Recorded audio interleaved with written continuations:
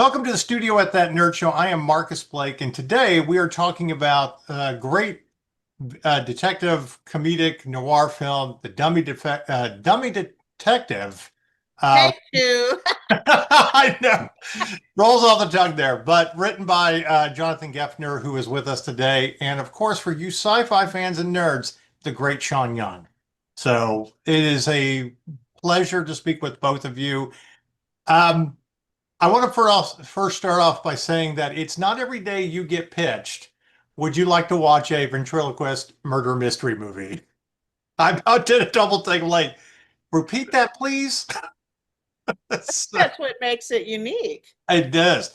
And Yeah. I very much enjoyed it. It was a nice change of pace because we're in the middle of award season. I am a film critic, so we're doing all of those films and voting.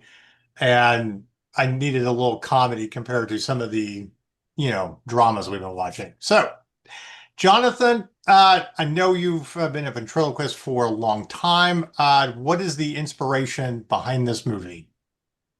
Well, this concept came to me a long time ago. Let's see, about 1995, when I wanted to combine two great passions of mine, film noir and ventriloquism. I was a professional ventriloquist already for a number of years at that point, and film noir, I have a particular passion for that genre. And so I had the idea to meld those two genres into a kind of alternate universe of a ventriloquist detective. And so I created the characters of Trillo and Suede, Van Trillo and Sam Suede. Right. So Trillo being me, and Suede is right here watching us at the moment. He's in costume. I'm in not usually. We're both as our iconic, our usual way of dressing. So I created those characters, and I've written several feature film screenplays over the years, which I tried various ways to get produced and came to dead ends. And finally, now after all these years, I produced one of them, which is The Dummy Detective, as it turns out. Along the way, I did produce. I wrote and produced two short films and a web series, two seasons of which Right. are all on YouTube. By the way, those are all for free right now. Anyone can watch them on our YouTube channel. Well, this is absolutely worth renting. I just want to tell fans that. Sean, how was this pitched to you? Again, I mean, it's strange to kind of you don't hear ventriloquist murder mystery, but how did you get involved in this? Well, I'm very good friends with one of the actresses in the film, Deb Twist, and we've done a couple of other films together. And so she said, "Would you like to read it?" And I said, "Sure." So I read it and I thought, well, this is unique. And of course, I was a little bit, are the dummies gonna work? You know, I wasn't convinced in the beginning, and but then I think ultimately they did. Jonathan was very enthusiastic about me, and I was very appreciative of that. And I get to play a nice character, Mrs. Harriet Hubbard, who is the owner of the inn where the whole story takes place, and it is pretty much a whodunit. It has a lot of humor in it, but it's not like Saturday Night Live or anything Right. like that. It's more based in reality, and that I think is one of the things that makes it work. And I think it's always fun. It was only an 11-day shoot, which I'm always very fond of because you know where you're going to be. You Right. know, it's a little different than being like on a 3-month shoot or a 2-month shoot. Not that there's that many of those in the low budget world, but it's it was I thought excellently cast, and that I think once you have a script that you're happy about and you cast it right, Right. it does kind of, the horses take off, and all you have to do is kind of hang on. Right. So I wanted to ask something about your character. I didn't know if this was written or this was how you chose to portray her. She's Irish, so you get a little bit of English. English, English and Irish, right? Yes, But I, yes. but the English and Irish humor and how you say things and your delivery is always a lot different than other comedy. Was that you or was that written? That was in the script originally, and Jonathan had said to me before we started shooting, you don't have to do the English accent. And I said, no, I don't mind doing the English accent. It'd be fun. And it was. So, you know, I mean, it's fun to do things that you haven't done before. Right. And if you can pull it off, and I think we did in this film, where it's delivered in a serious manner, except that it's kind of preposterous. Yeah. It's crazy is what I really mean. It's a Right. little bit crazy, and it's very fun to see the dummies actually work. Yeah. That was key, and I think that was all of our concern, was that the dummies would work, and Jonathan does a great job with that. Yeah. Well, I bring up the part of the accent because I firmly believe that "Precious Little Pussy" will be one of the great lines in a movie. And I don't know if you do it in the American accent or if you're somebody from the Bronx, or if it quite delivers the same way. Because I about fell out of my chair. I know, really, Yeah. all us females can relate. So, um, but getting back to, and this was for Jonathan, noir. You say you're a huge fan of noir films. Uh, what are, obviously with Sam Spade, I mean, what are some of your inspirations behind this? Oh, well, Maltese Falcon being very iconic, and uh, as far as I guess the maybe the best example, most intense example of that gloomy detective atmosphere that's just prevalent in noir. But a lot of smaller films. Detour is a great short noir, which has an impact. But there are so many of them. It's just the genre in general, and also neo noir, more updated, like Chinatown. Yeah. That was an influence on me also. The atmosphere that was created for that film, and even cinematography. I remember discussing with the cinematographer Yuri about how I wanted to look, and that was one of the examples I gave him Yeah. to base it on. But he did a great job. I mean, he did it not. I didn't want to exactly copy that. He did a little different, but that was one of the inspirations. Well, the other thing too is music, and I've got a good friend who's a composer, and we talk about music setting the tone, and it's just that great jazzy noir music that just slowly takes you in. So, Yeah, I have to give a lot of credit to Sean because Sean gave me a critique after the first when we had done what I thought was picture lock for this movie, and I got critique from her and a few other people. And one of her critiques, which I also got from a couple of other people, was the music doesn't work. The original, the first yeah. version of the music, and You it's don't it's want just to ever say that to somebody, because actually what it means is you're going to have to spend more money. yeah. Never, never, never a good, a good thing. You never want to say you're going to have to spend more money. But I had to agree with her to look objectively. I mean, I frankly, I wasn't thrilled Aren't with you the music. glad you did? I mean, Yeah, I yeah. am.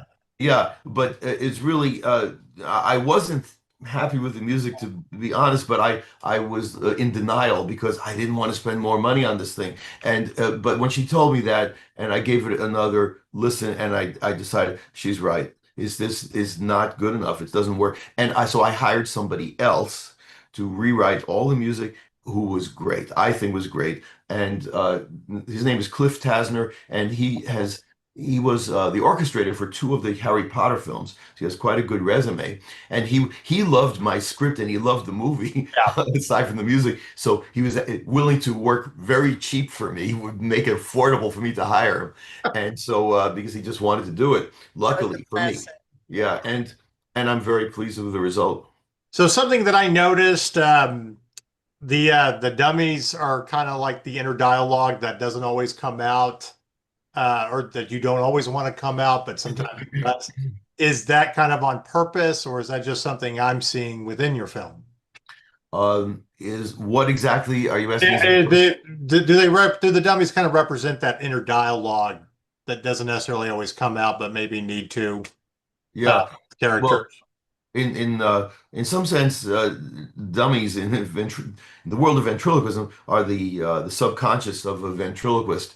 I always feel that because in my different characters, I feel they're all part of me. There's something of me in each one of them, and sometimes they're part of me that I wish was more that I could be more of or express more. But there are these scenes where the dummies seem to come to life and be autonomous. And but I those were each filmed in a kind of weird way with the colors and prisms and stuff like that, which I discussed with the cinematographer. I want these to look a little different for that reason because I wanted it to be unclear. Is this just in his mind, or are they real? Are we supposed to believe that they're real? I didn't want it to be a very clear answer, but it could be explained only on that very real level that yeah, he's just imagining that. But I wanted like the to get inside Trillo's mind, the character's mind at that point,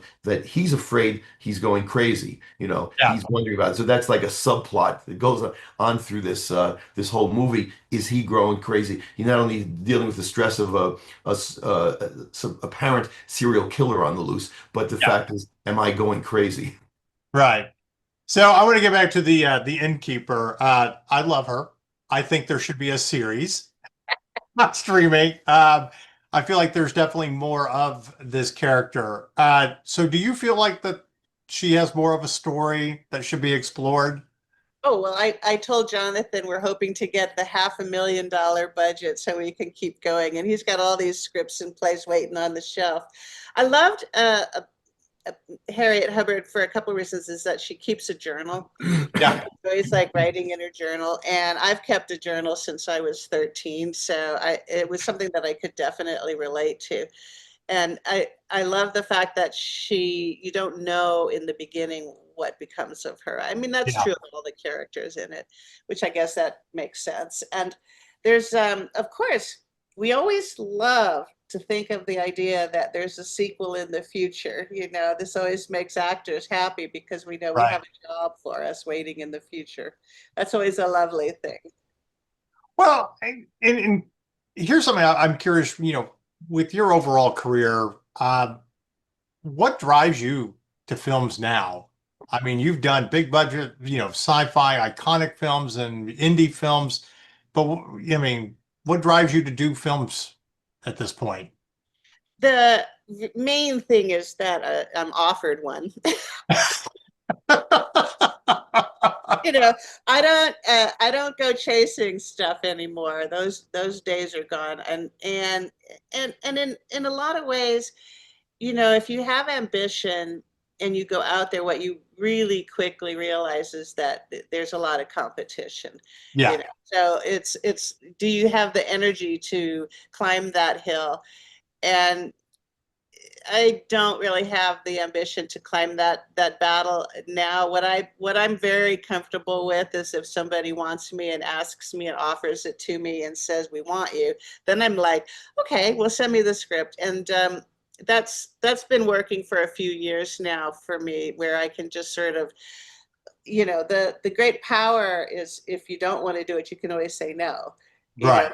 but no ends up being like, no, you're not working. So, and a lot of people run their careers that way. But I think my day is I get up in the morning, I meditate, I do my yoga, and I run my life in an orderly manner. And Right. it made me happy to be on this show with Jonathan because I knew how much prior work he had put into it. And although I am not as ambitious, I do admire ambition in people when they have the fortitude to, get it done. It's like I want to be as helpful as I can under those circumstances. And Right. Jonathan was very, very dedicated and took him, you know, hanging on to the idea and sticking with it. Well, you know, when we look at big budget films and, obviously this weekend is Avatar and all that nonsense. And I say nonsense because I feel like it's regurgitated storytelling. It's nice to come across something that is truly unique and it just catches you off guard. And that's the great thing about Wildman is he'll always pitch something that It's like, you need to check this out. And you're like, oh, okay. Oh my God, I'm completely surprised by it. And this was one of those films. Um, I but think that's the best way to actually run a film career now, which is because every story has really been told in so many ways from right, Shakespeare. Like, how do you make something unique? And also, there's a certain level of familiarity that our modern world has with stories. Like, you can tell, oh, okay, this is going to be that kind of story, or oh, this is going to be that kind of story. right. So something that's a little more unique is this new genre that Jonathan's come up with. How would you describe it, Jonathan? Oh, I call it dummy noir. Dummy noir. Well, I mean, they keep making different Sam Spade stories. I think Clive Owen did a series. There was Liam Neeson did a movie that I reviewed a few years ago. But this one is truly unique. This one is kind of out of the box, but works as a, great detective story that's just, humorous. Yeah. Oh, that's Um, nice to hear. Thank you. Yeah, yeah. So, uh, glad you felt so. so there's a famous question that uh, I'm going to kind of work into here since I have a little bit of time. Uh, and I'm going to start with Sean. What was the film that made you want to be an actress? What did it for you? I was 15 years old. I was going to high school in Cleveland Heights, Ohio, and I saw the movie Singing in the Rain. And I developed a tremendous crush on Gene Kelly. And I started dancing. I was sort of always a dancer, but I started going to classes, and he was in this film that wowed me, and I wanted to be a female Gene Kelly. I mean, that didn't happen. However, it did put me in the direction of pursuing being in films, and I even sent off when I was 15 for an autographed picture from Gene Kelly, which I actually still have because it came in the Really? mail. He had signed it, and I was just like, oh, he that was a big one. No. Jonathan, how about you? Uh, was the question So exactly? what movie made you want to be an actor or a performer? Oh, Okay. Yeah. well, there was a momentous day where I saw a ventriloquist performer in Central Park, New York City, um, and that was the first time I had seen a live ventriloquist show, and I was so inspired that I felt kind of an epiphany, like I have to do this. And it was really, it was a moment. That particular day, I was very depressed because I had just dropped out of NYU doctoral program for piano. I was a serious pianist when I was young and wanted to Wow. be a concert pianist for a while. Thought I did, and but then I hated the program there. I dropped out immediately, and so I was just walking around, wandering around New York City, thinking, what am I going to do with my life now? Because there were other things I had done. Also, I was in improv comedy, but not really making money from it, and also I was a Yiddish and Hebrew teacher and translator, so side jobs with all that stuff, and but not and none of those things I really wanted to devote my whole Right. life to. But then I saw this, and in the midst of my depression, I had a moment of elation. I felt like that's what I want to do. So I just devoted everything to that, and that became my main profession all these years. Oh, I've done these other things on the side too, but mainly ventriloquism. Okay. Oh, Awesome. I didn't know that it was the same day you quit the program at NYU. That's Yes, it was actually the a very new same day. detail. there's like a movie in that, just that serendipitous moment of, oh, I've dropped out of school. What am I going to do next? Right. So since we are a nerd news outlet, we have a famous nerdy question we like to ask all of our filmmakers. It's just for us. Um, so here it goes. If you could have a superpower to fight the forces of evil, what would you have? Mm. And again, I'm going to start with Sean. I'd be invisible and be able to be in the room. Ooh, I would love to be able to hear everybody's conversations and have that information in my pocket. Yeah, that would be my superpower I would love to have, is to be able to be invisible and then, rematerialize. That's always a Somebody good could one. really bullshit you, you know. There's a lot of BS in this business. So Yeah. like it would be nice to have that, like, oh really? You know. That's a good one. How about you, Jonathan? Well, I actually already sort of have the superpower because Ooh. it would be ventriloquism, but I would want to have it in the most colossal extent, because I can fool people to some extent, just in private conversations on the street, things like that. I could play tricks on people, little things like that, but I'd like to have it to such an advanced degree that I could create the most awesome sound fooling people in sound waves, sound effects, and extreme voices, extreme distances, so to be able to manipulate people, bad people in that way. I would read that comic book. I would. Yeah. Come on, Marvel. I think there's a character you can create here. I mean, Ventrilo Man. they keep making all these characters in the Marvel movies. What's one more? I mean, that would be truly unique. So, well, like I said, it just completely caught me off guard. It was a wonderful film. I ended up watching it twice just to really catch the dialogue and the way it was delivered. Mhm. So absolutely loved it.